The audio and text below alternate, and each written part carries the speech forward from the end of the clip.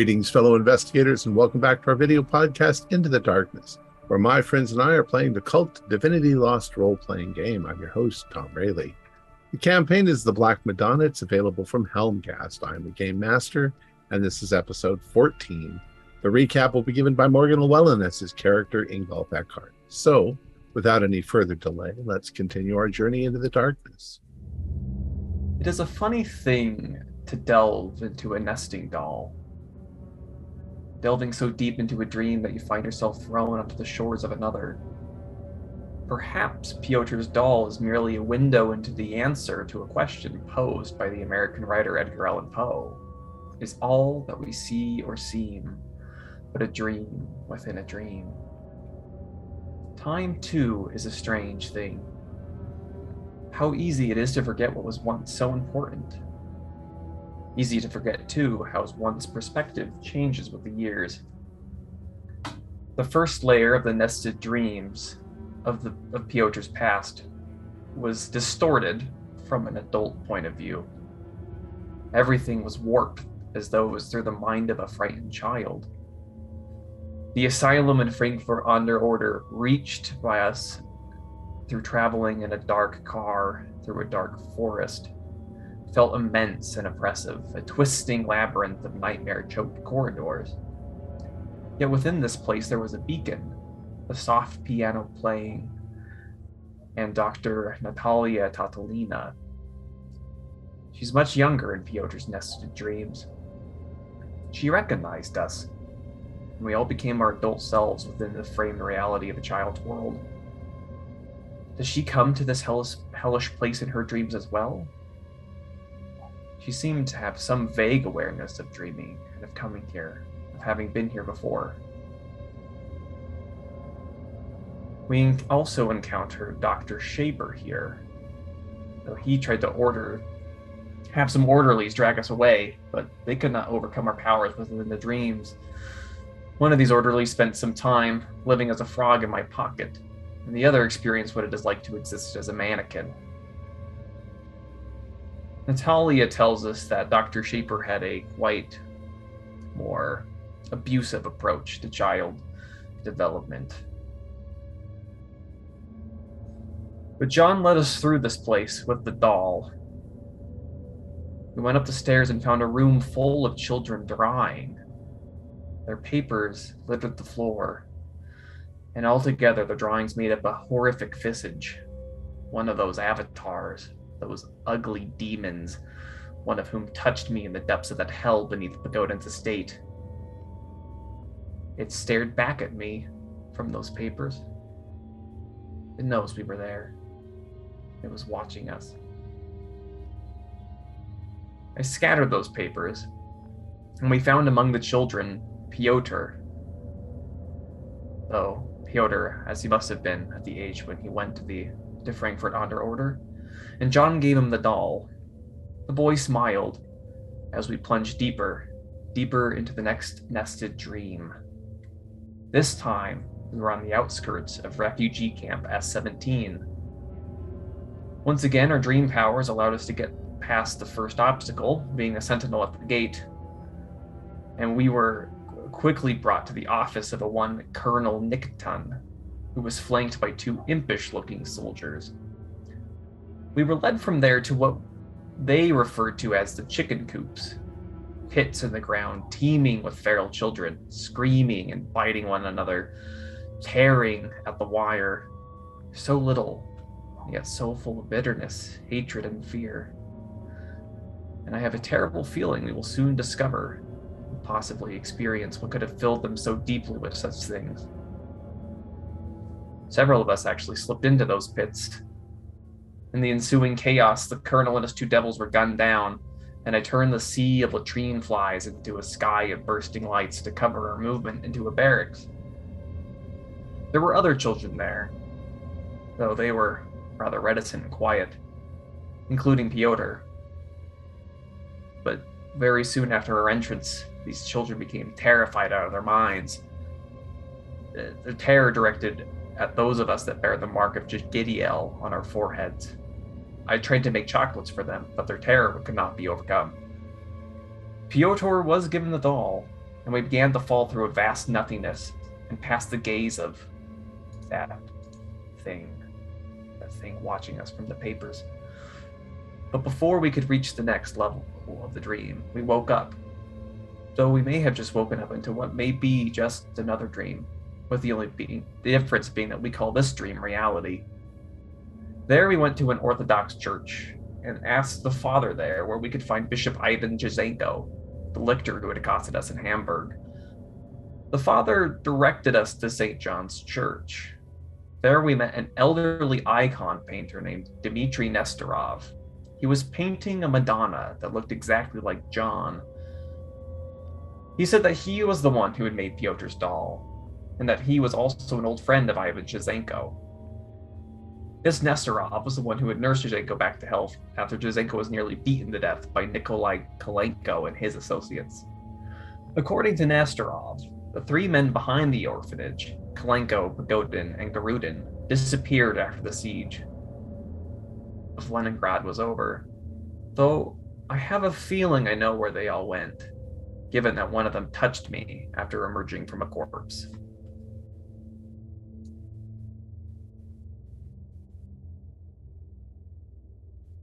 Okay. So,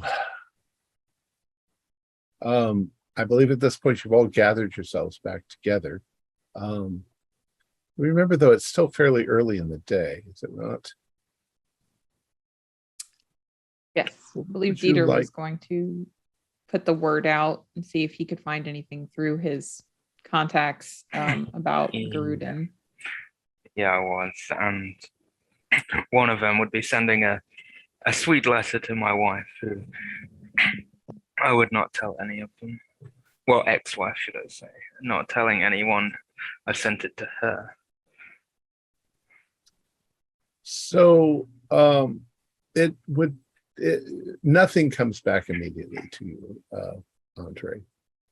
It would take a while anyway. Yeah. I'm not expecting instant results. It could take days, but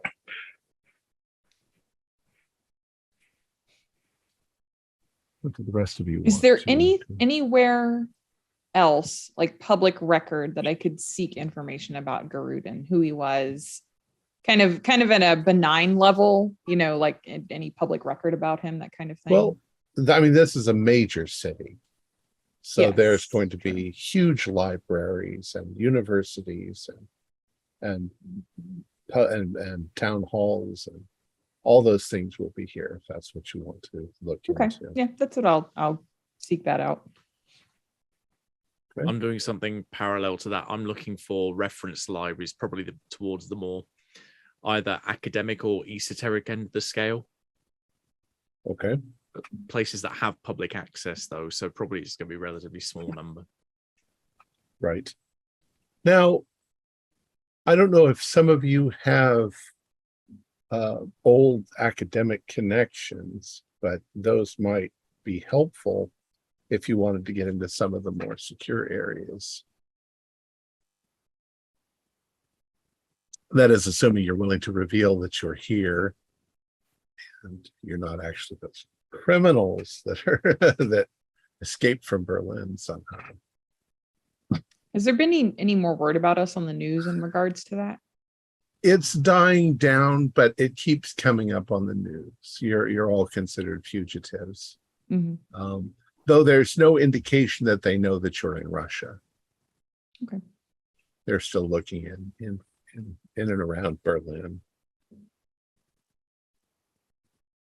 Add to that. There do seem to be a body of accusers that have sort of been more prominent, and they're people that they're almost giving away the fact that they were probably involved in that whole, Satan worshiping stuff, but they certainly have you, pinned down as bad guys. And some of these people are pretty powerful in government, and they may have associations that might link them to other dangerous things. Like, if you recall, I can't think of the name off the top of my head. Gemeinschaft. Yeah, Ernst Vogel. Yeah. Is his name showing up in the paper specifically? It does occasionally, but he's not a hero of any kind. They think, he's like the head of the German Nazi Party. Right. And he would probably go about means of being far more underground, trying to get at you. Has our journalist friend published anything regarding the whole matter? Is that Hilde Schlegel? That's right. You had asked her you told her some stuff, told her to look into some of the stuff. Yeah, she's published a few things that you get the distinct feeling that she has to be careful about what she says for her own safety. But one thing that she linked together, possibly dangerously, is Germina Gemeinschaft and a Russian group called Slava. Of course, the Slavic Association was the one in Berlin, but Slava seems to be something different, something akin to a conspiracy in Russia of high officials and stuff like that might be causing problems. There's no solid evidence.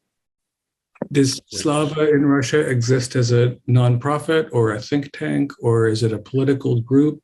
Is it above ground or below? It's kind of a bit of a myth. Nobody can pin down exactly what it is, but it might be the equivalent of the Slavic Association, something underground and occult that's going on in Russia.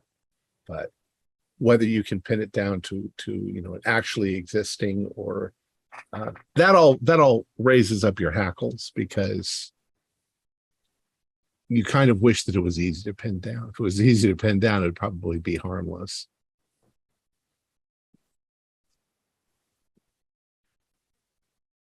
Most likely there would have been information, if it's associated with Gemeinschaft, that you might have been able to find stuff in that building or in the Slavic Association building that might have led to it.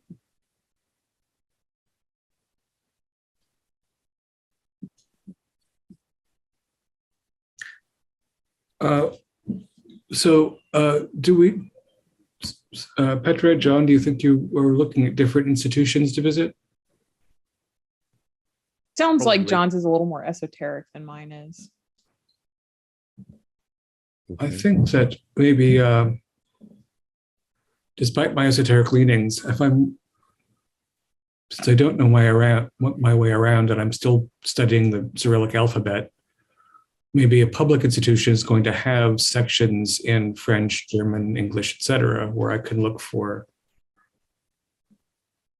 interesting volumes. Public record. Yeah. Public I can record. help you with that too, Dietrich. Okay. I can also help you, especially with translations. If there's anything in Russian that you find and cannot translate, I can do that for you. So it sounds like John is kind of going to a different institution than Petra and Dietrich and Andre. And Ingolf, what are you going to do? I'm going to steel myself, probably with a bit of alcohol, and then try to use my typewriter to peer into where that dream space, where the orphanage is, in that kind of series of nested dreams. Okay. Just to try to scout out what the hell we're getting ourselves into. I wonder, Ingolf, if there's any use in trying to find the missing number where the orphanage used to be on the street. We've gone physically, but I'm gone past there, and you and I saw a kind of just this a void within. Wait, it's torn in reality. I'm wondering if your typewriter will see it the same way. Maybe. I mean, what we It's saw, worth considering. you know, each time's going to, be another nosebleed, etc. So don't overtax it. Ingolf, do you want to do this when they've left?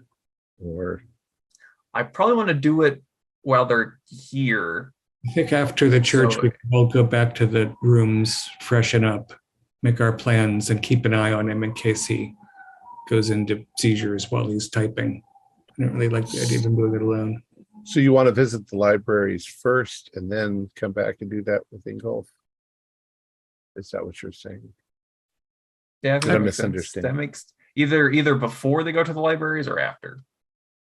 So not We during. got up very early because our sleep was disturbed, and we went to the church quite early and found Nestorov there. So it might. I'm not even sure we've had proper breakfast. So we should. I mean, we did It eat was something very early. Yeah.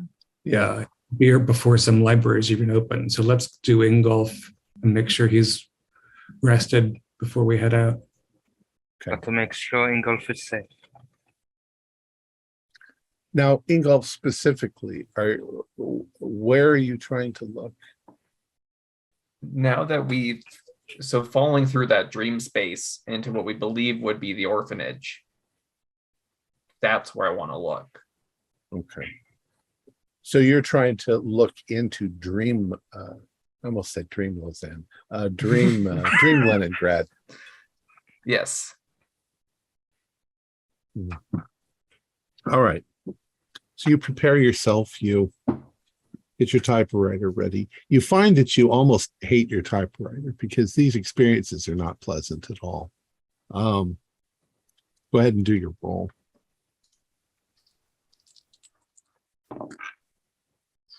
$12. Okay. You find yourself on a bridge. The bridge is you vaguely remember the bridge being something that led from one part of the city to the other. There's a river flowing in it, and across the bridge is the neighborhood where Kalenko's house was, or the orphanage. It looks quite a bit different. It doesn't seem to be modern Leningrad. It seems to be St. Petersburg 100 years, well, not 100 years ago, 50 years ago or so. It's cold. And as you walk down the street towards the address, you can see in the distance where there is a building that's not there in regular Leningrad. It's a gray, ugly, rectangular sort of building with steps going up. And as you look at it, it looks like all the windows are barred. And you begin to pick up a noise, the screaming of children, as you are approaching it. You're maybe 100 feet away, a little ways down the street, and you suddenly, something sort of snaps you to attention, and you realize that your toes are hanging over a cliff that seems to drop down into a liquid lava lake all down below you. And the building itself seems to be isolated on a kind of island that's floating there in front of you. The landscape below is hell, and you can feel, despite the lava, you feel an icy wind blowing up, and you get the distinct feeling that something is approaching. And before you wake up, you hear the ringing of what sound like distant church bells, bong, bong. And there are three shadows that have become aware of you and are moving up out of the abyss towards your location. You're pretty sure from the silhouettes against the boiling lava that they are the three Nephrites, and you wake up.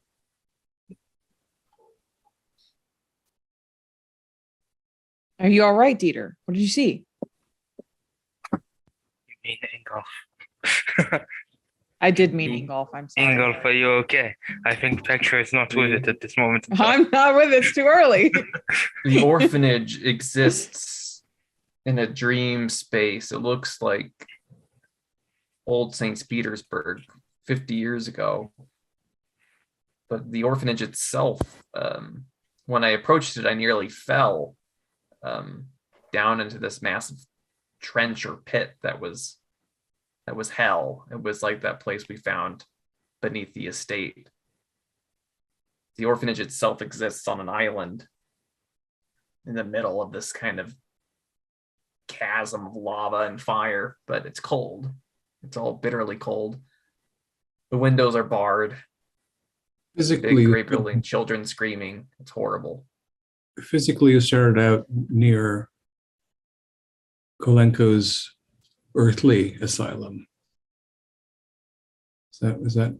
I'm Yes, looking at these typewritten pages, I guess as well. Yes, I began on the bridge that connects, that goes across the city, where you could get to Shizenko's church on the one side and the orphanage on the other. So is it does this match physically? If we left Shizenko's St. John's across the bridge to where the gap in reality is? It would be the building would be there in the dream. It is there in the dream, but again, the rest of the dream space around it has been torn asunder. And there's hell, and The place was torn out of our reality and taken into this dream above hell. and those three things, the crone, the young woman, and the girl guard the outside anyway. What were those three? We will meet again. But it will be one who is not skilled in the dream would have no chance of being able to even make it into the orphanage, let alone deal with whatever waits inside. Ingolf, also, this time when you saw those three, there was something a little more familiar. I can't remember if this has come up in our game yet or not, but you think you've seen them, not in hell or dreams, but in photographs. Well, I think I've assumed up to this point, because we have the names Aliona, Ilana, and Katya, and I assume it's the three of them. Yeah. Do you know who those people are? So Kalenko's first daughter, Aliona. Right. Yeah. He was married to Ilana, and the other daughter's name was Katya. You've since done some research and you've actually seen them. These are gross Nephrite versions of those three people: the daughter, the mother, and the younger daughter. Mm-hmm.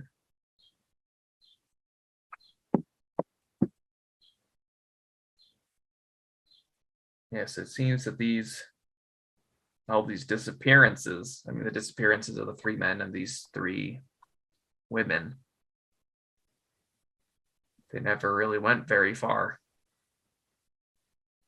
At least in some sense of that word, far. All right. So you guys begin to do some research. Petra, what specifically are you looking for?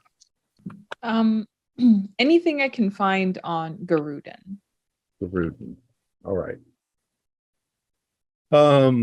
It takes you a while looking through records, but you know your period of time is pre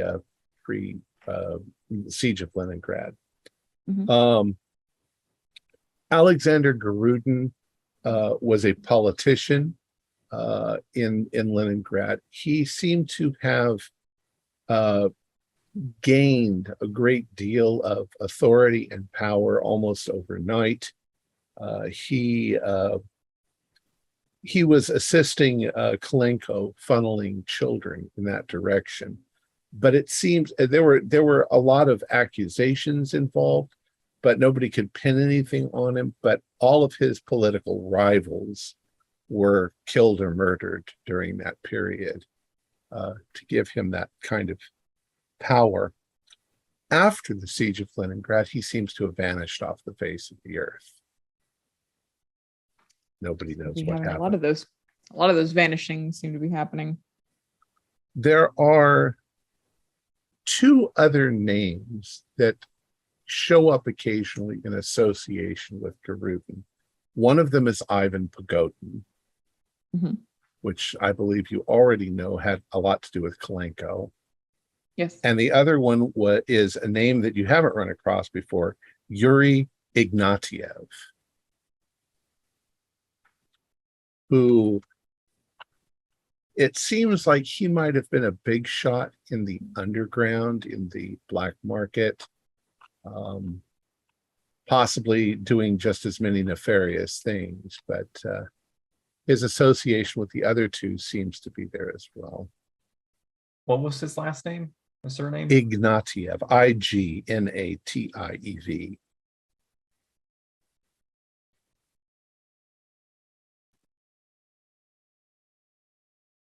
His association with Kalenko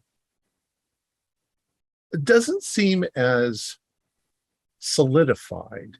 I mean, these three Russian men were definitely in league with Kalenko, but they didn't defer to him. They seemed to be more the influencers, and Kalenko was just a flunky, following orders maybe. Yuri Ignatiev also disappeared, as did Ivan Pagotin.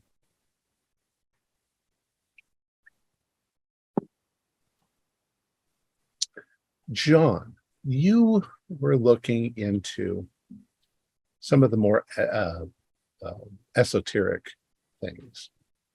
Yep. You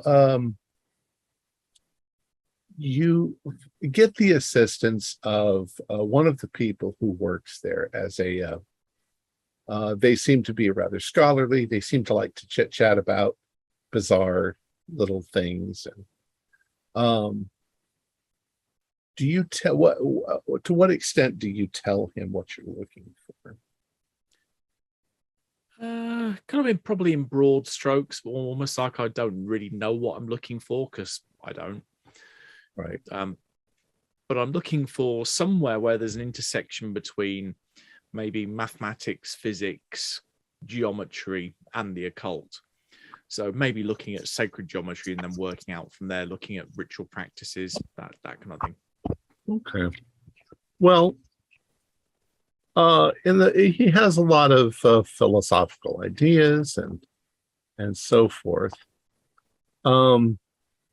He tells you that possibly one of the more intelligent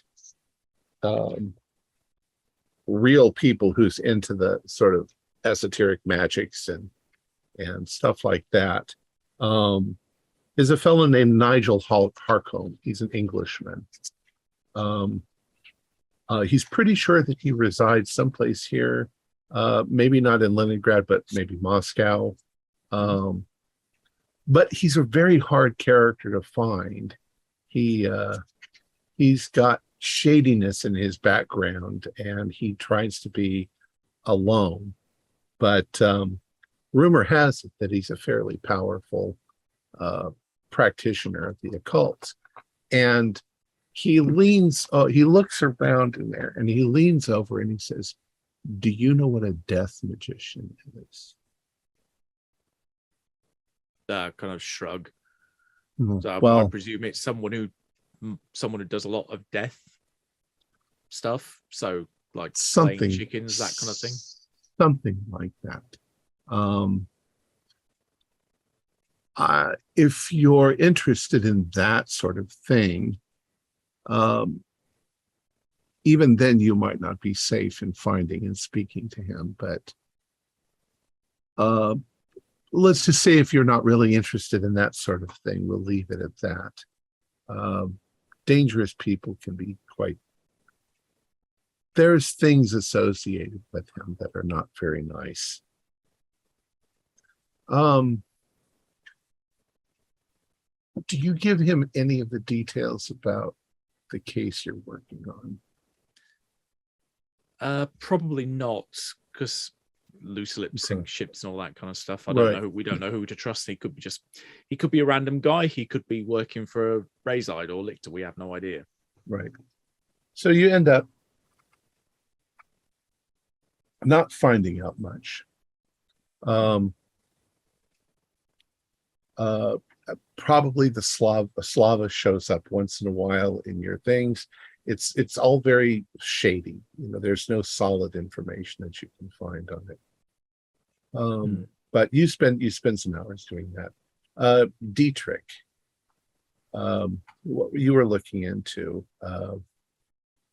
I think with Andre's help, first, if this library has a German section, I'm always interested in what's available, what they might have that's unusual, because sometimes volumes get far from their original source and end up unrecognized for what they are.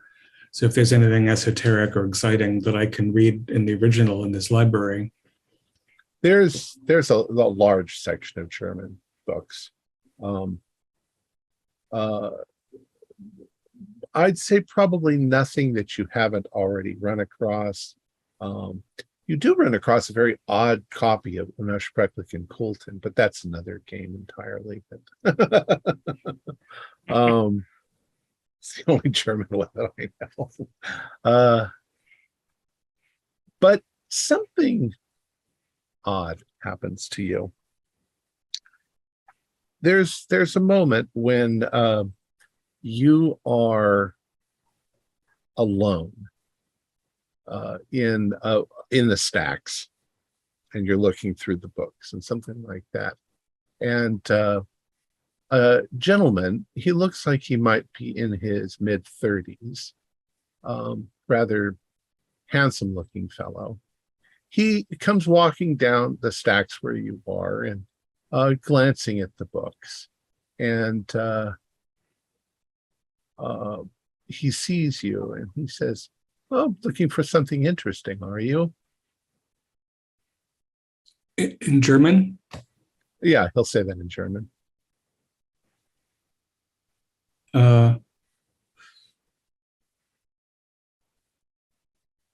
I'd like to read him, if I may try. Okay. Or I reply, since I am wanted after all. 9 plus 6 is 15 plus 1 is 16. 16. So I've got a pretty good bead. You ruckle up your forehead and you concentrate and you're trying to read him. And in that moment, you almost stumble backwards because there's a kind of flash of golden light in your face. And as you fall back, sort of blinking, the man steps forward. You think at first to maybe help you, but he puts a piece of paper in your hands and he says, "That might help." And when you regain your eyes, there's nobody standing there at all. But you've got a piece of paper. Is that something I would need to keep it together from, or? I have a pretty positive impression of him, but I associate golden light with this. 13 plus 2, so that's 15. That's fun. All right, what do we have here? All it says on it is the archives, and then it gives an address, and it says Church of Saints Kirill and Methodius. That's We have help. Good. I'm going to find the others. I think before we leave this, we should see if we haven't done Kalenko family research. It might be worth, especially the Russian speakers, having a quick gander at that while we're here. But I'm going to pull them aside and say, there are not only, I mean, we'll see the outcome of this, but I had a visitation. A strange man approached me and spoke to me in German, and I tried to understand what he was like, and all I got was a flash of golden aura, and he gave me a piece of paper with this address on it. So let's wrap things up here and find out. Interesting indeed. All right, so you're going to look into the Kalenko family. What you find, you don't find much. You find only the information that you've already kind of gotten, that they were here, that they didn't seem to have, that they seem to somehow survive the difficulties of various things that happened in Russia, and that they had a great deal of prosperity. The same things that the general had told you. There's no sort of family trees where we can find Kalenko cousins or anything? No, nothing like that. Because when people go missing, sometimes they fall back on those associations. But all right. So there's some archives we can look at. Should we pick up Ingolf? Do you think he's rested up? It seemed like this attempt didn't weigh on him as heavily as past ones did. Maybe he'd like to join us. We must keep an eye on him. He is fragile being. And that alcohol is not good for him. Good for a man like me, but not a man like him. He is but a boy. A stupid boy. Not in the brain sense, but in everything else. Foolish. That is the word. He's a romantic. They can be led astray.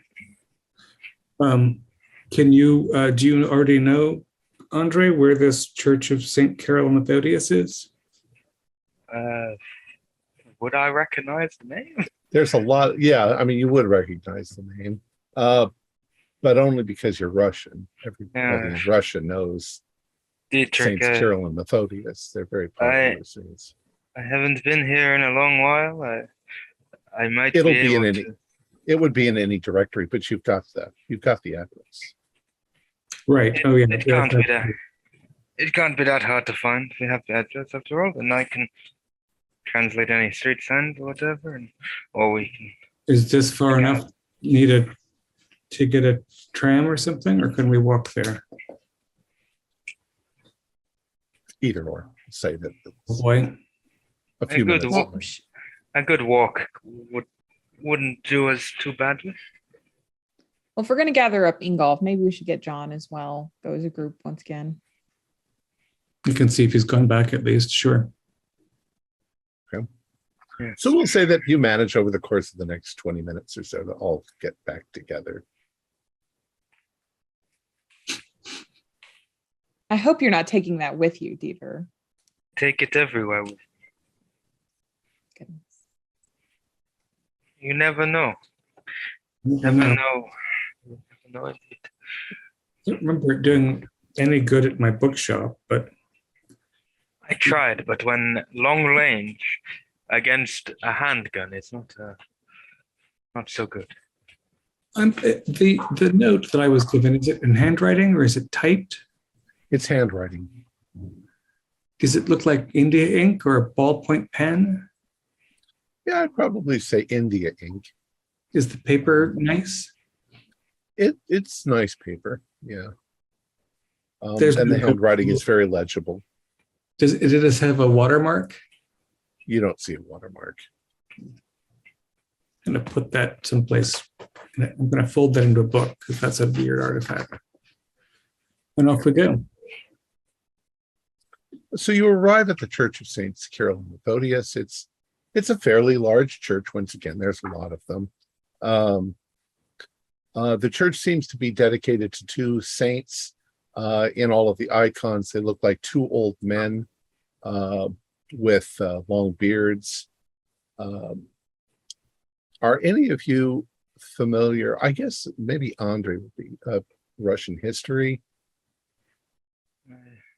Yes, I would definitely have some knowledge in Russian history as a KGB, ex-KGB. But you weren't very, very religious, right? So had a religious upbringing, but okay, didn't take it any well, further. then what you would probably know is Kirill and Methodius are considered the people that gave the Russians, the Slavs, a written language. That before them there was no written language for the Slavic languages. That's where Cyrillic comes from, Saint Kirill. Could have asked them to get the letters in the right direction. Well, they used mostly Greek, and then they had to make up some letters because the Russians have sounds that the Greeks don't have. All right. So you end up at this church, and after some inquiries, you discovered that there is a rather extensive archives underneath the church in a basement. It's not restricted, so you are definitely allowed to go down there. Nobody's going to help you. They've got things they have to do. The priest has stuff he has to do, but you're welcome to, as long as you don't steal anything, don't take anything. They seem to be rather lax with their security. All right. All my visitor said was asked if I was looking for something interesting. So I don't have a flavor. So you begin. You look through, you start looking at titles. So much of it is just, financial records for this place and old history of that place. And you feel after a while that you could get lost in here forever and never find anything, If I tried to see through the illusion, might it indicate might something leap out at me? Okay. Yeah. Or I can find out this is actually a trap and we're surrounded by snake books. 12 plus 3, 15. Okay. Not overwhelming, but you give yourself over to kind of mystical chance. You decide to sort of close your eyes and walk down the stacks that are down there until something in your mind says, touch here. And when you do, you touch a book that seems to be an old history of Leningrad, and it's myths surrounding Leningrad. And when you open it up, it opens up to a particular page. A legend concerning the Devil's Book, sometimes called the Black Tome. In the 9th century, around 825 AD, in the great Byzantine city of Thessalonica, were born 3 men, triplets. They were Cyril, Methodius, and Alexander. The 3 looked identical, but one of the brothers had a darkness to him that his family noted was very strange. When the 3 were baptized as Christians, Cyril and Methodius seemed to be filled with light, but Alexander kicked and screamed and urinated in the baptismal water. Later, as they grew, Alexander refused to attend church. His family could not bear this difficulty as they were very pious. When at last Alexander could fend for himself, he was given up by his family and left to his own devices. He chose to follow a dark path. As time passed, the first 2 boys grew in education and intelligence. They became members of the clergy and accepted a missionary position to the Slavs. Now at that time, the Slavic people were barbarous and had no written language. Employing their God-given talents as scholars and theologians, the two good and holy brothers devised an alphabet in order to translate the Holy Scriptures into the language of the Slavs. They opened a school and taught many about Christianity, and their gift changed the Slavic world for the better. But Alexander, in hatred and jealousy, followed a dark path, and in the darkness he was approached by the evil one, the deceiver of men. The devil taught him many dark arts of witchcraft and chicanery, and together they produced their only infernal tome, which would later be called the Black Book or Black Bible. Most of the text was incomprehensible, written in the diabolical language of demons, but some was written to mimic the language of the Slavs. From then on, it is believed that those who possessed the Black Bible could use its power and secrets to gain prosperity and fend off disaster, but only in a selfish manner. The Kalenko family was born in complete obscurity, tracing its history back to the 12th century. They were nothing, lower than low, but suddenly in the 17th century their fortunes turned. They became wealthy and powerful almost overnight, yet people did not like or trust them. No one ever believed that they had succeeded legitimately. They were not charitable, not religious. They did not respect God. Many suspected that Joseph Kalenko had made a deal with the devil. They speculated that Kalenko had discovered and used the book. Over the years between the 12th and 17th centuries, no one was left who could understand the devil's language, and people had assumed that the book was just a myth.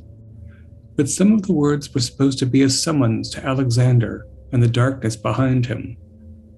When anyone needed a favor from the devil, they were to read aloud from the tome, even without understanding, and the devil would be made manifest.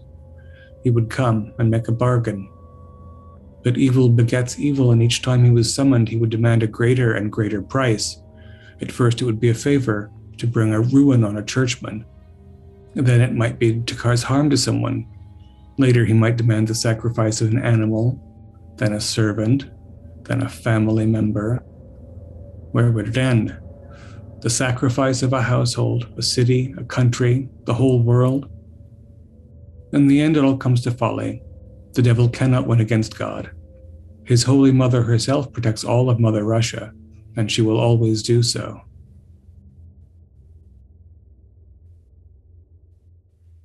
Well, Ingolf, regarding the images of those three women in Kalenko's life, there would seem to be something of connection there. The progression of sacrifices. Does this book have a date? This book of Myths of Leningrad? Yeah, sometime probably just before the siege. Mm-hmm. Written by some esoteric scholar. Mm-hmm.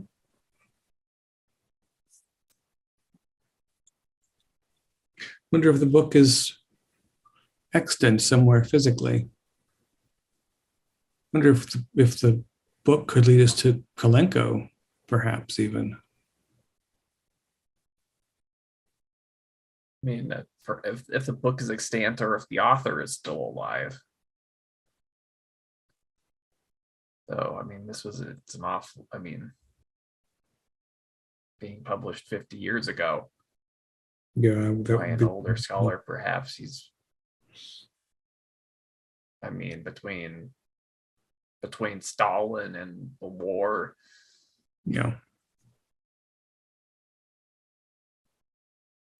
17th century. So is the interest. I was interested in seeing the book mentioned three triplets. I was suspecting it to lead to three dark triplets. Of those three things that we keep seeming to encounter or that we need to destroy. But it's interesting the two brothers versus the one. We keep seeing patterns of three in golf. There's three of you marked by Chigidiel, the three women, the three dark ones, the three brothers.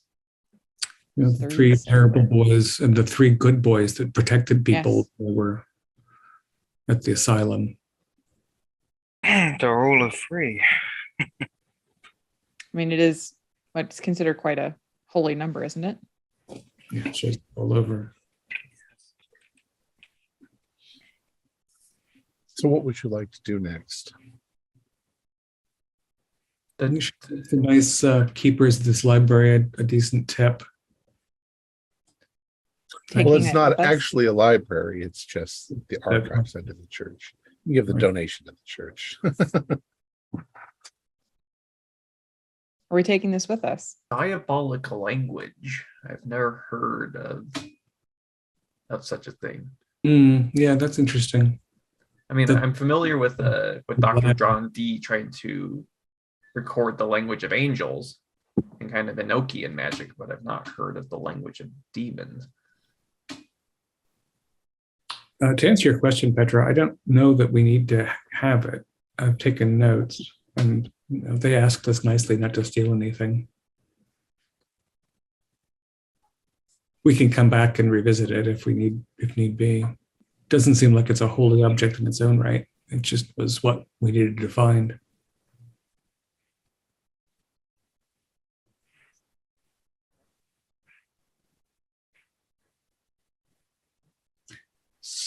So it's a pity we've got a couple more days before the bishop comes back, because I'd really like a couple of blessings on our heads that before we have to go to sleep and where we know we're being watched. On the note of going to sleep, I want to see if I can get a short nap in at some point mid-afternoonish. Okay. I have a short associated with a short nap. I'm thinking, how is our condition progressing? It remains. It's mostly an annoyance now. If it was progressing at all, it's progressing much slower than before. And you're able to tolerate it a little bit more than you were before, especially now that you think that it might in some way be associated with that dream world. Yeah, I have a feeling that there are dream versions of ourselves as children within, perhaps. Because I just remember feeling very small in that room when we went there, when we had our first instance of dream training.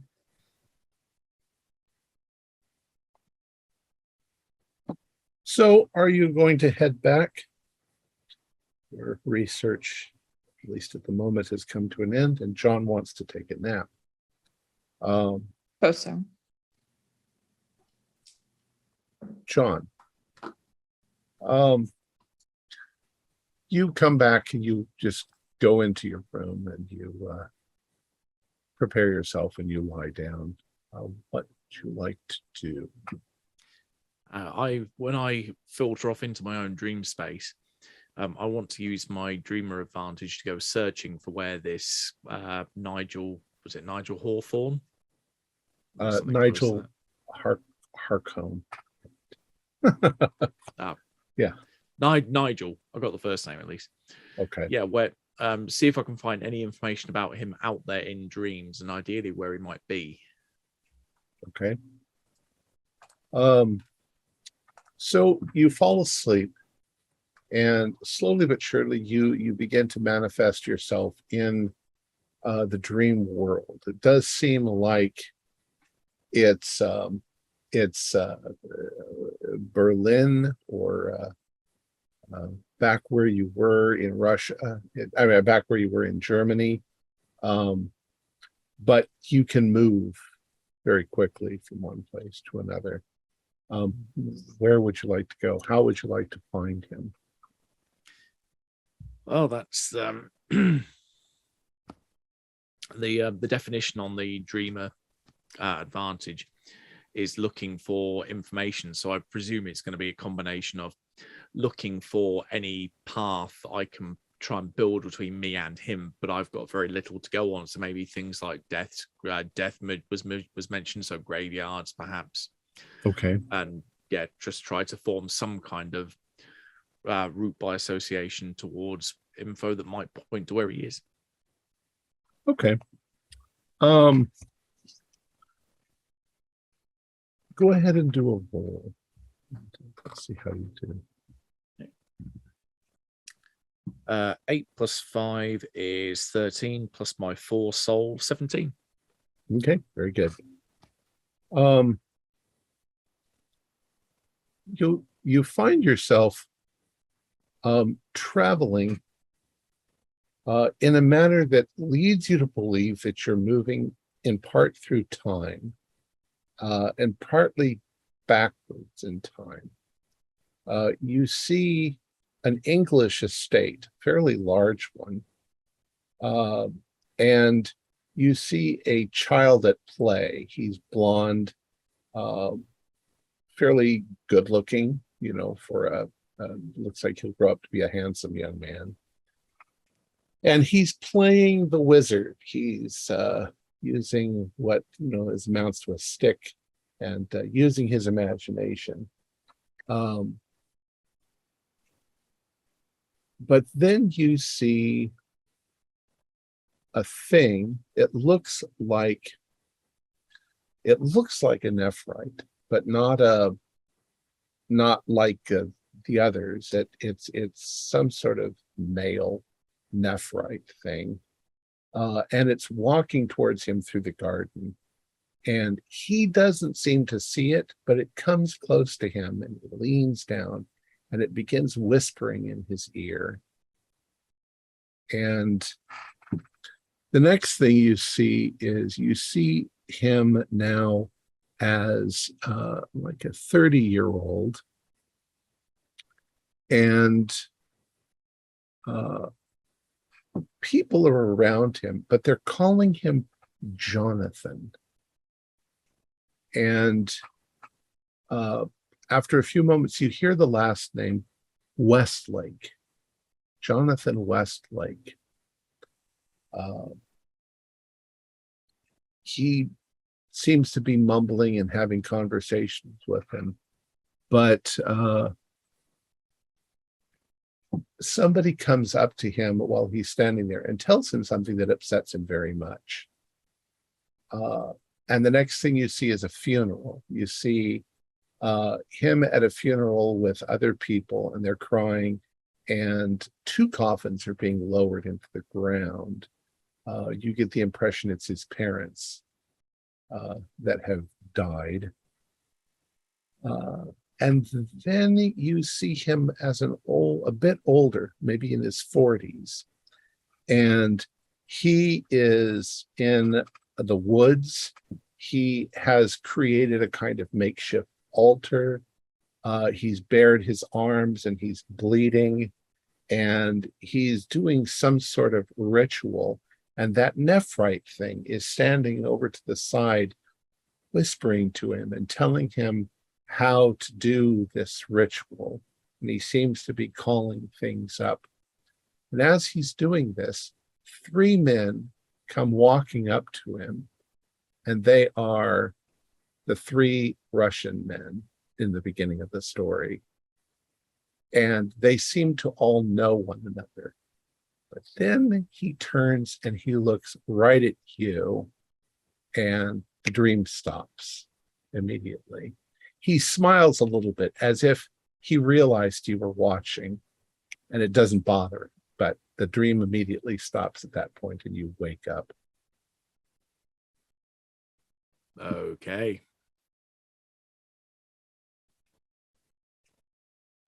I think I'll fill the others in then of that this guy is obviously known to the 3 amigos.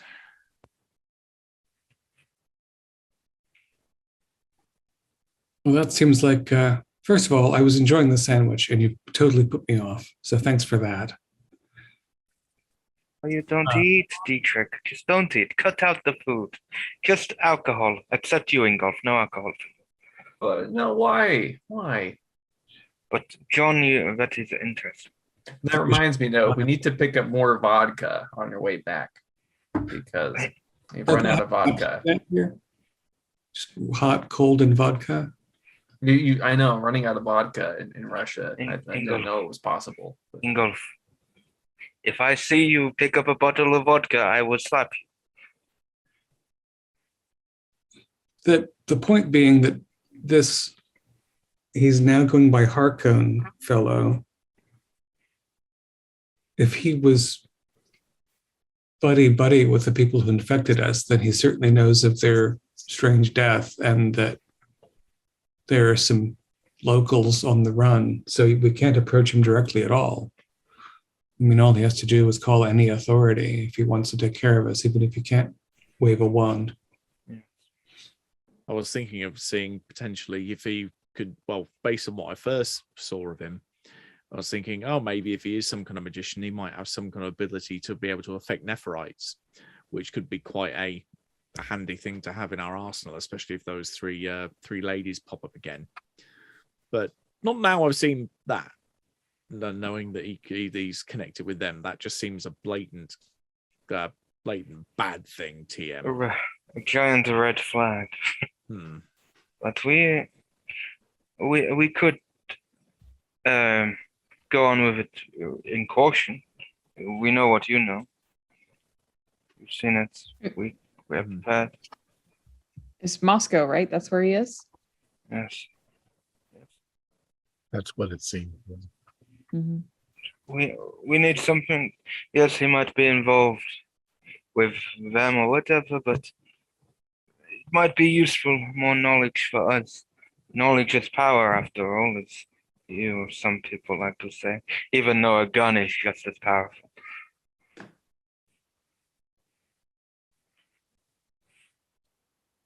Well, I think we have business to finish here, but maybe our next stop. Yes. There's an avenue. Oh, that's right. I mean, we have 3 pieces of quarry. It might be that he's linked to another one of them. Well, at least we know. Last known whereabouts, it's an inquiry we can pursue in the future, I guess. So, are you going to do anything more today? Or are you going to go to bed? I am going to buy myself vodka. I am going to drink it in front of Ingolf, and he will not get any vodka. Just cruelty. It's cruelty. Andre, I would point out that we don't want him to be unable to sleep because he's suffering withdrawal. We want all of us to be sleeping soundly at the same time. Don't worry, Dietrich. I will give him a little bit. Just a little bit. It's paternal side of you. Is it because you're in the homeland? Yes, it comes out. I think it might be because I am closer to my, yes. Yes. You hear back from the ex then, Andre? I have not. It takes that time.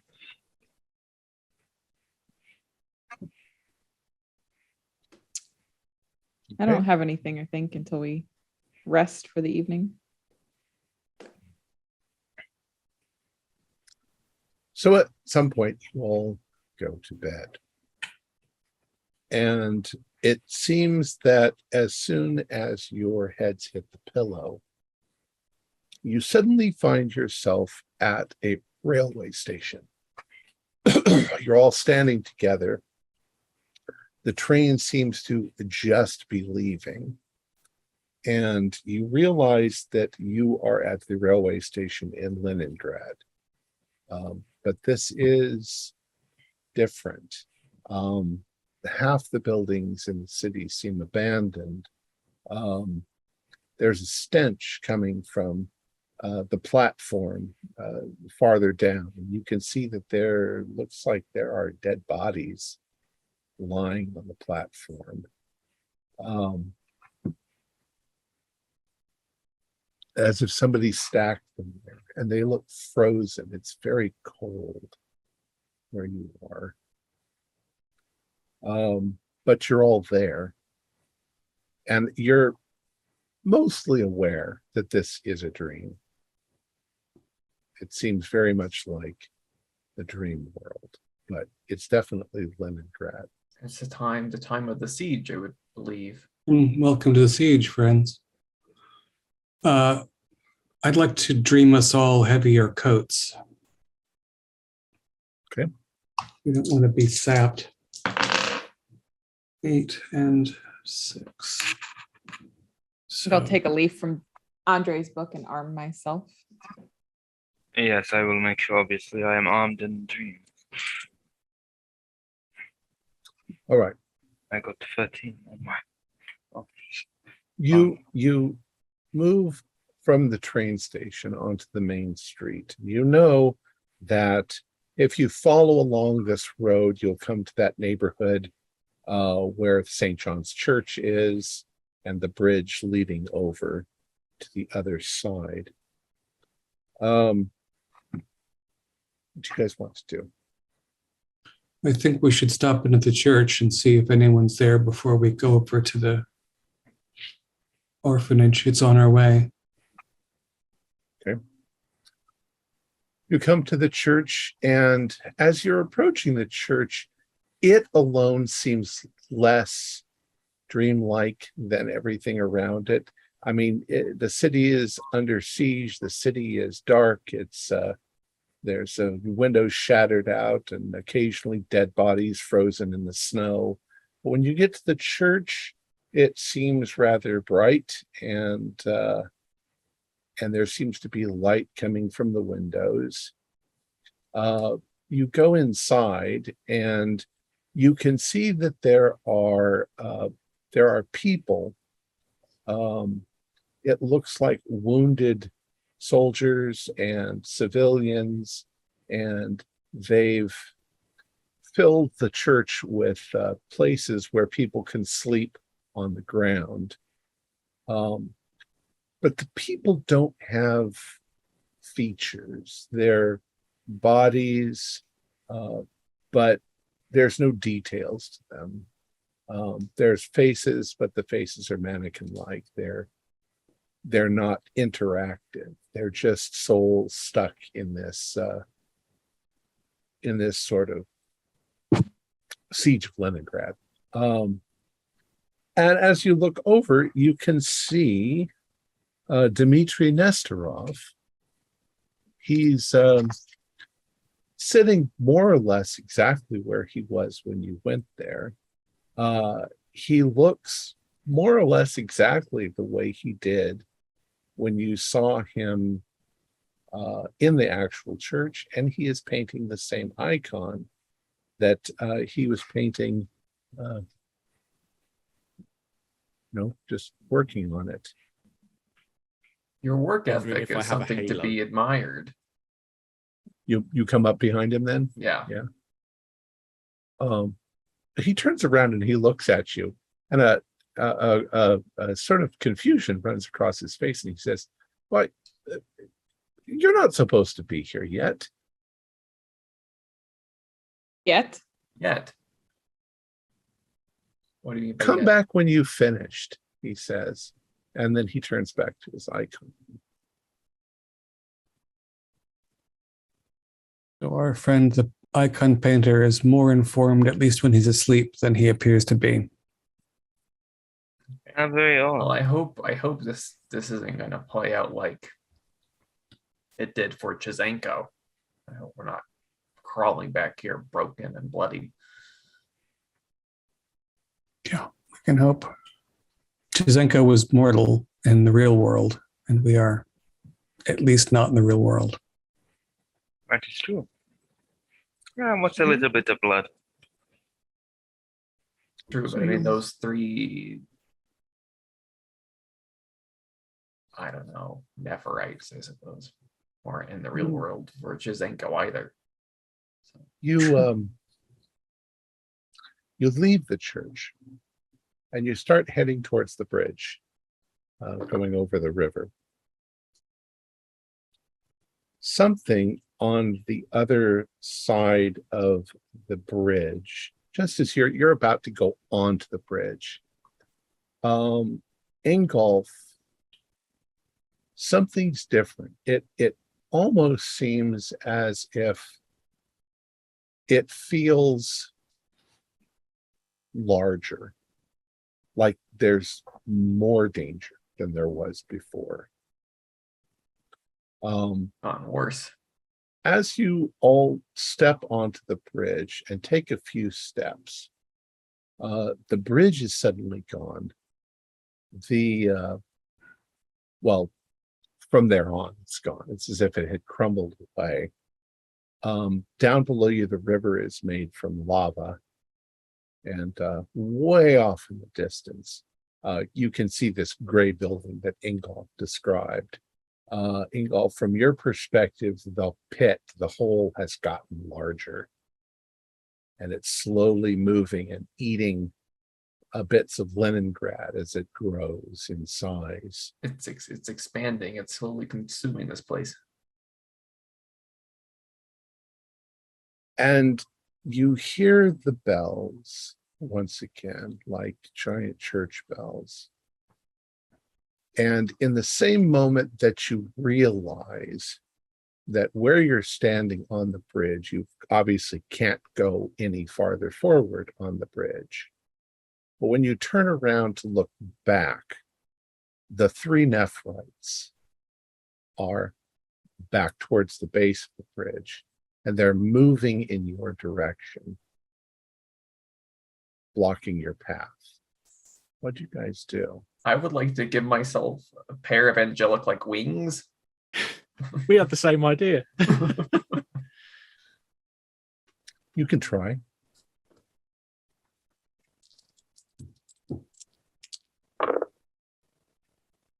That's a 12.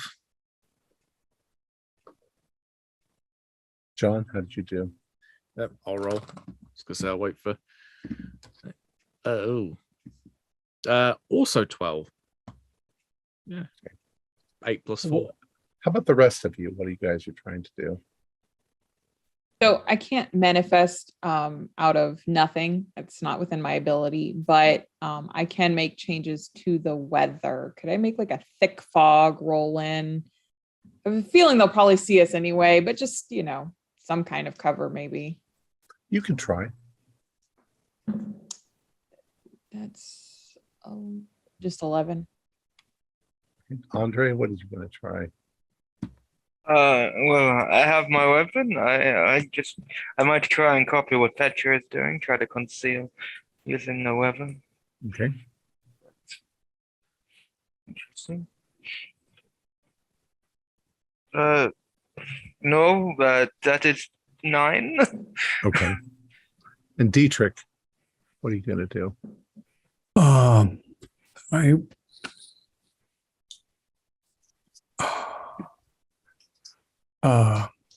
Can I roll control bladder? I guess let's keep it together.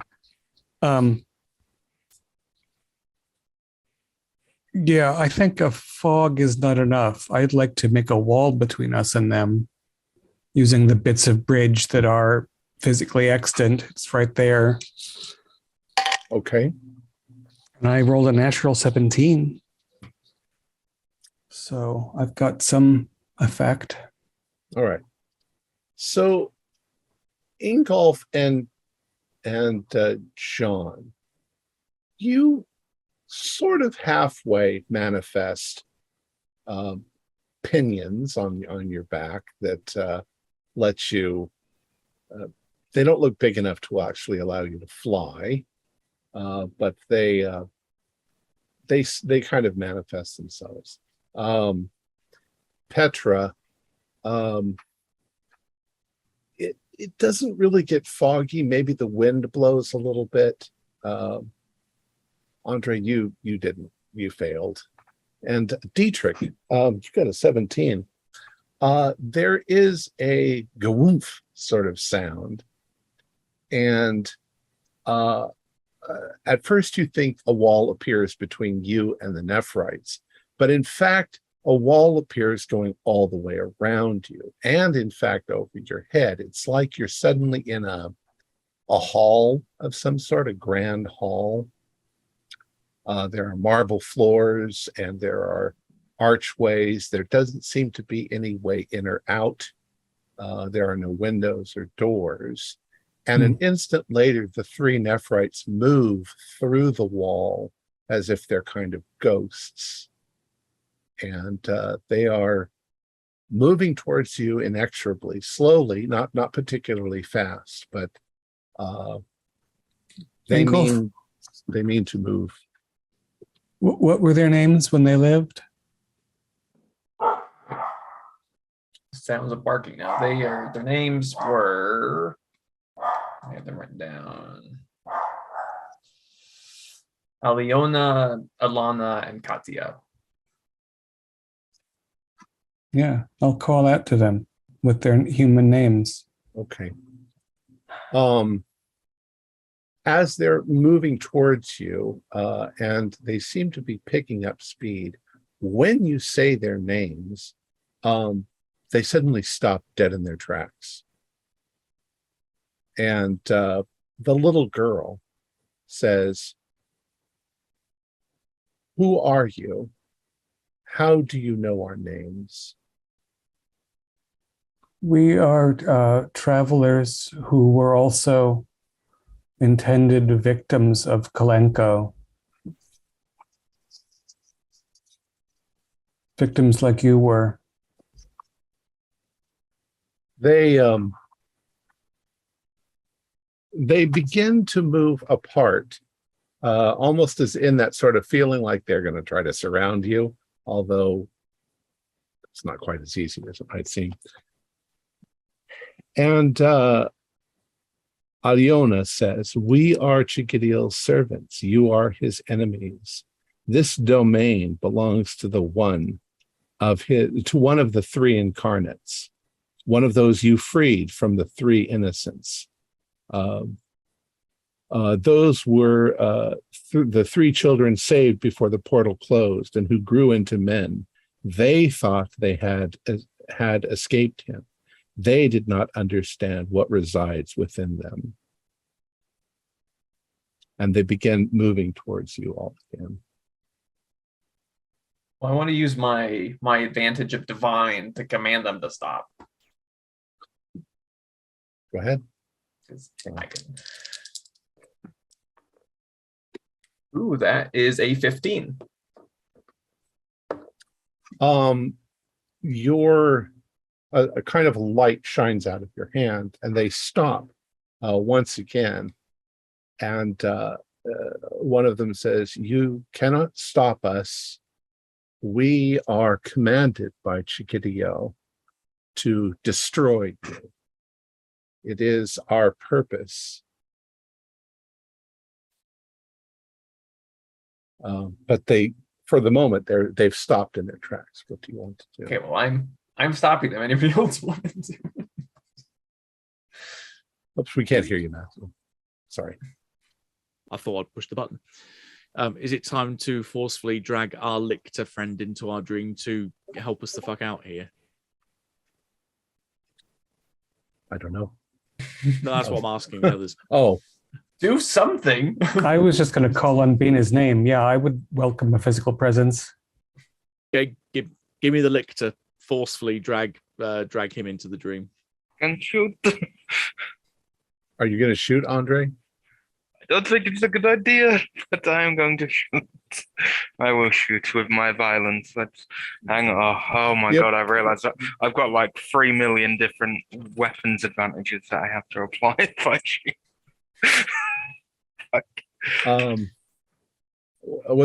You don't have to bother, because if you do shoot, no matter what advantage you have, you can see the bullets hit them, and it just knocks little holes in them, and they just stand there unmoved. Go ahead, John. You were going to try to summon. Yeah, I'm on our friendly priest. Can I assist with that, since I'm also a dreamer? Sure. Yeah, there is the help hinder mechanic. So yeah, you'd roll soul and see whether I get a bonus or minus depending on how well you do. Soul. I rolled a 17 plus my 3 soul. That's 20. Okay, so that will be, I think that gives me a +2. Yeah, you may modify the subsequent roll by +2. So I rolled 8 and 7, so 15 plus my 4 soul takes me to 19, plus the 2 takes me to 21. Wow. Come here, Lictor. Come on, boy. Come on. Yes, kiss. Boy.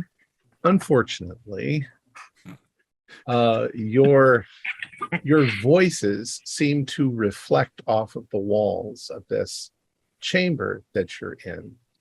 They echo loudly, powerfully. They reverberate, and the Nephrites they seem affected by backing away a little bit, but they still hold their ground. Why are you here? This is Chigidiel's place. And I am marked by Chigidiel. Do I not have a right to be here? You are marked for destruction, and one We'll of see them who gets starts to destroyed move first. towards you. I want to turn them into a snail. You can try. I want to try. I don't think an 11 is going to cut it.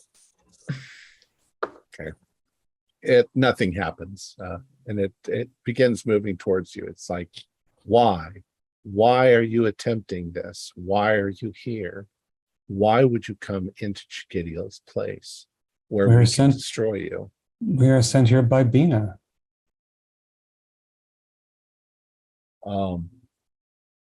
They stop again in their tracks. They're like, why? Because our realm requires protection.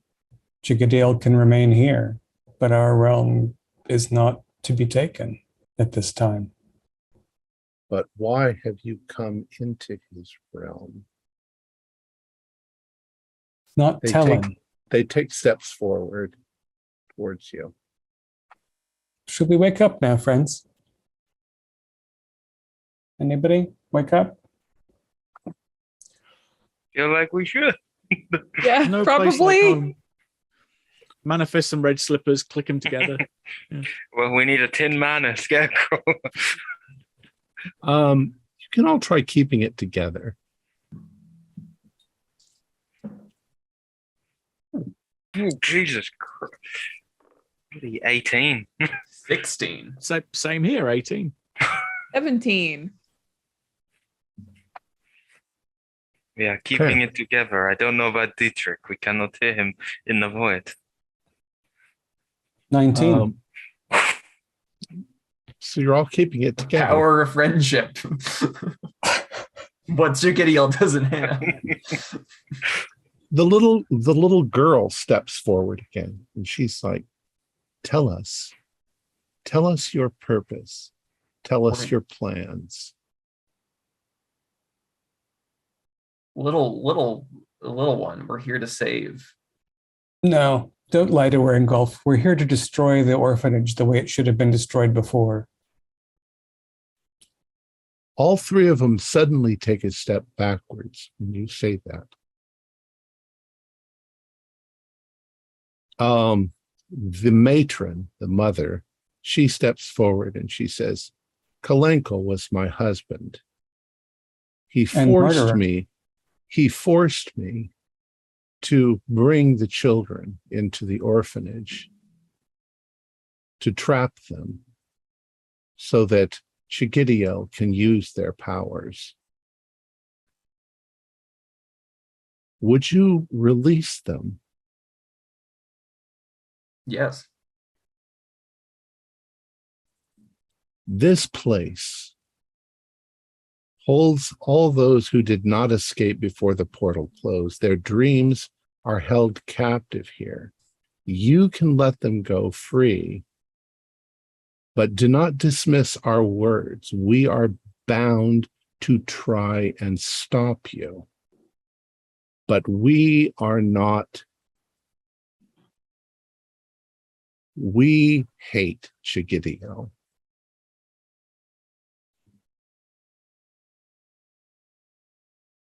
Seize the moment when it arrives. And they all three raise their hands, kind of Frankenstein-ish. And they say, now we must hinder you. That is our task. Prepare yourselves. And they start moving forward, but you can see they're moving forward ridiculously slowly. Okay, it's time to go. It's time to transform out of nothing and create a bridge so we can get over to the orphanage. Go ahead. 12. I'll Well, start you with, managed to blast the wall open in that direction. that's a start. We'll take some of that matter. Yeah, it couldn't last forever. 8. One into the bell curve, to the other. One of them says, oh, well, I'm very tempted to do this very funny, but it's not funny. They begin feeding you this information. If you release the children, Shigitiel's power will be weakened.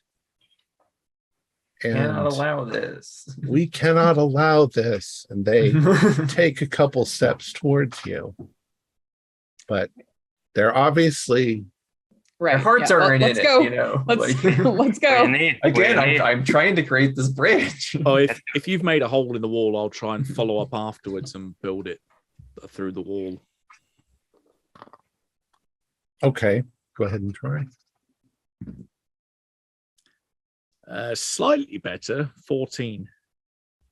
Okay. The bricks start to form themselves together and make a bridge over towards the orphanage.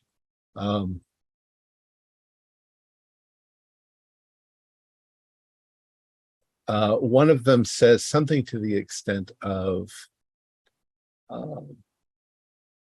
we would not be able to fulfill our inexorable plunge towards you if we were destroyed. And they keep moving. Okay, so creating something out of nothing.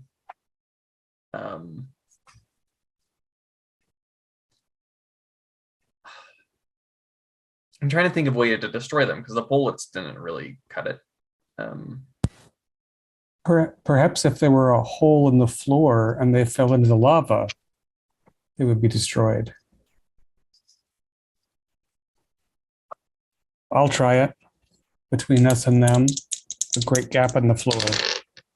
That's okay. That's no, that's only 11. Well, the gap appears and they seem to be floating as they're walking, so they're not really touching the ground. They kind of floated up out of the lava to begin with, after all. Whatever you do, don't bludgeon us or. Oh, I was thinking about crushing them. Yeah. I was trying to think of something like an iron or the building a itself box. that's Just- around them. Yeah. All right, so- go ahead, try. That's better. That is a 16. All right, you begin to crumble the building, and the big, sudden, giant chunks come falling from the floor, the ceiling, and one of them crushes the little girl like this, and the others look and they say, "Oh no!" You know. I'll say that with your concerted effort, all of you together, you managed to destroy the Nephrites. You crushed them. For which probably they are eternally grateful. And you've built a bridge going across to Kalenko's orphanage in Dream Leningrad. And that's where we'll call it for today. So now you can do your upkeep. All right. Free the children is still on everyone's agenda then, because we have not done that. But we have tried. But that depends on whether Tom says we can cash it in or not. Well, you haven't actually tried to free them. You don't know what you're up against trying to free them. Okay. So I'll have that. All right. The questions. Have we discovered anything new about the truth? Yeah, the story, the triplets, all book. of that. Yeah. Mm-hmm. Yeah. The And the existence of the definition. book, this Yuri. Discovered that servants of Chigadael can be bound to him, but defiant. That's quite important. Bound but sad about it. Yeah. And death magicians exist. Yeah, death magicians, and we know who one of them is. Mm-hmm. Have we learned anything new about our characters? That these are marks of destruction? Well, it kind of highlights us as enemies of Chigadiel. I've learned that my cat just hates microphone cords sometimes, and is very. Yeah, but learning something about your cat isn't. You don't know what kind of entity my cat might be. She is a calico. Have we challenged ourselves? Oh, we're on this section. Okay, sorry, I had to dip away for a second. I think going up against three pretty what we thought were pretty powerful, terrible Nephirites was pretty challenging. Yeah, I'd say so. Mhm. I mean, we didn't have a lot of choice in facing them, but we did face them, and we tried a Right. bunch of stuff. Mhm. Yeah. One- So Again, go ahead. I was just moving on. So if you had something to say. If so the secondary hooks, Andre and I did seek information on Garudin.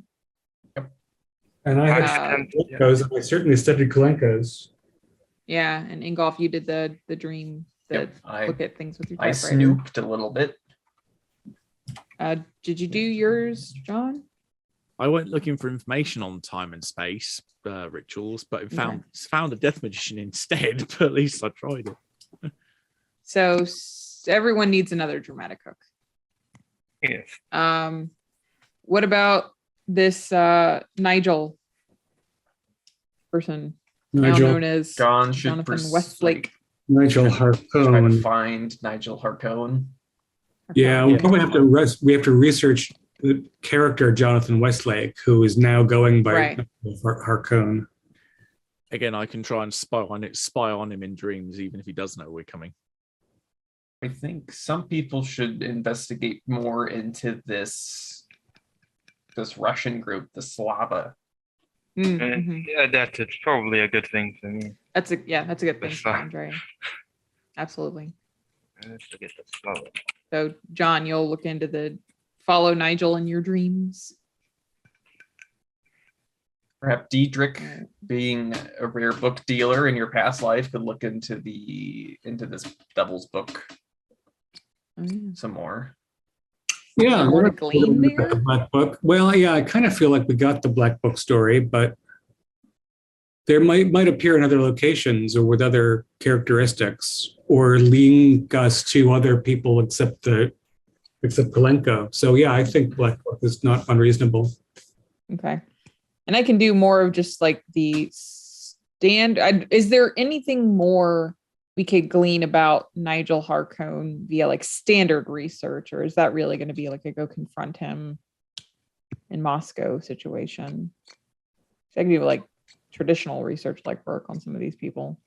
I think because he's got two names and might have more, it might be good to know about his history and stuff. That's true. Like With where your- did Nigel end and Jonathan begin? And yeah, Yeah. if there was any kind of I think there's real world stuff to learn about him, and because he's going to be very dangerous for us to interact with since he knows about us. right. What about young Ingolf? I don't think kicking the vodka habit is a worthy secondary dramatic hook. And why? He has to set it's up his own not that stuff. big a deal. It's fine. Just as I don't when- have a problem. As I was in Germany, I am looking out for you. Once you started getting crazier, I have to look out for you because Well, you don't want Andre, to end maybe up. my secondary objective should be how to get Andre to stop pointing guns at himself, huh? How would you like that? Well, you know, it is what it is, but I don't want you to end up like me, a fool. And An ex-fool. Well, not an Ex-fool. ex-fool. I meant an ex-KGB fool. That's what I meant, not an ex-fool. Your dramatic hook should be develop alcoholism just to spite. Oh goodness! I should All right, I is should there- invent my own cocktail. From the Devil's Book insert, is there anything that you could delve deeper into? There's What about death magic? Yeah, death magic. you learn death magic. That works for me. Use your insight to find where the book is. Learn more death magic. About. I should learn about death magic. That's what I was told to do. Learn death magic. And death match. Learn about. Out. This is Alright, like this the scene in Harry Potter where it's just like, tell me about Horcruxes, and he's just like, this is for strictly academic purposes, right? Right? Of course. Right. Yes. Yeah, right. Yeah. Right. Wink. Yeah, If you- sometimes if you have to search word your for it and questions say- correct. You search for it, but also add asking for a friend. It's okay. That's right. Like Ingolf could ask me for research purposes how to make vodka. I said I need to look into death magic. No evil. All right, I think that's it though. Yes. So I think for me, it's still, you've got to finish up with Piotr. You got to let those Right. kids out. Yeah, free the children is still the dramatic hook. I thought you'd never tell them what you were going to do. It's very likely that you wouldn't tell them, but Right. Well, I say if you tell them that that's what you're going to do, then they're like, "Oh, I'm coming to get you." I'm coming to get you, Barbara. You mean you I can? was going to say we're freeing the children and you can't stop us. And then maybe they're gonna say like, oh no. We'll point you where the. Don't go in that direction. Where? Oh no, they're going in that direction and then they're going to kill us. We'll be Oh, very my upset. God. Set of dreams recently, Morgan and I have the exact opposite approach to the same problem, Yeah. but managed to slip and slide out of the way. Doom. Is that everything then? Truth? Yep. Lie. Our players included. My missing notes. Where are they? There they are. Our players included Matthew Sanderson, David Gasaway, Holly Buteau, Morgan Llewellyn, and Josh Harwood. Yours truly as the game master. We have a Discord server where you can chat with our other members. You can set up private games. You can learn the finer arts of gameplay and game mastering. We provide audio-only versions of our shows, free for you to download from Podbean or iTunes. If you'd like to support our show, please visit our Patreon account. Just $1 a month helps us a lot. Like, share, and subscribe to our channel and punch the bell icon for updates on our latest shows, and leave us some comments. We enjoy reading them and answer any questions you might have. This is Tom Rayleigh, together with all the members of our gaming club, inviting you to journey with us once again into the darkness for another adventure into the strange and terrifying world of KULT Divinity Lost. Until next time, good luck and good gaming.